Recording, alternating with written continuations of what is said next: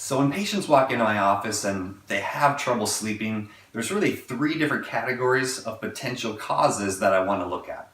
The first one is behavioral issues. So said differently, these are things that people typically control in their daily habits and their daily routines. So we look at caffeine consumption. The general rule of thumb here is that you should not consume caffeine after 3 p.m. in the afternoon. So I know for some of you, that means you're going to have your afternoon coffee or shot of espresso a bit earlier in the afternoon. But I promise you, if you're having trouble sleeping, that will definitely be a good move on your part. Another thing in this category is alcohol consumption too close to bed. So the general rule of thumb here is that you should have no alcohol within 3 hours of hitting the sack. So there is a common misconception that a nightcap right before bed can absolutely be a beneficial thing for sleep. And while that's partly true, it usually will help you fall asleep faster. You just don't fall into that deep REM sleep, that really restful sleep that you should hit in the middle of the night. And ultimately, a lot of people actually end up waking up in the middle of the night because they've had alcohol too close to bedtime. So caffeine, alcohol, and then the third thing in this category, the behavioral issues, is actually running, exercise, or working out too close to bed.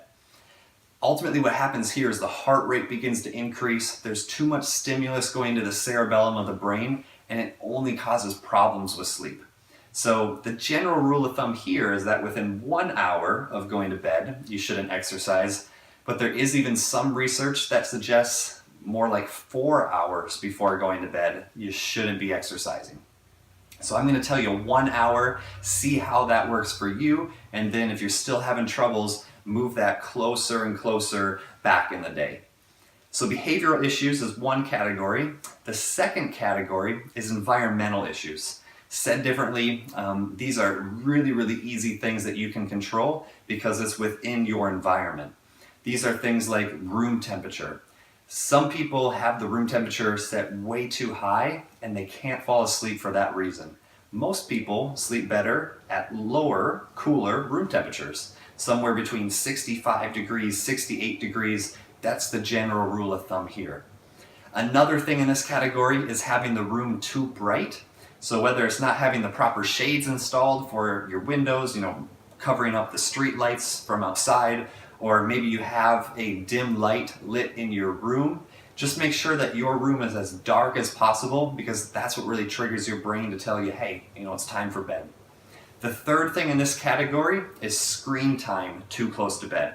Whether it's looking at your phone, whether it's looking at the computer screen, watching TV, when you have screen time too close to bed, what happens is there's blue wavelengths in that light from the screens, and that keeps you up. So it triggers your brain to not initiate the sleep cycle, and ultimately that has all sorts of negative effects because you're going to be staying up when you really should be going to bed.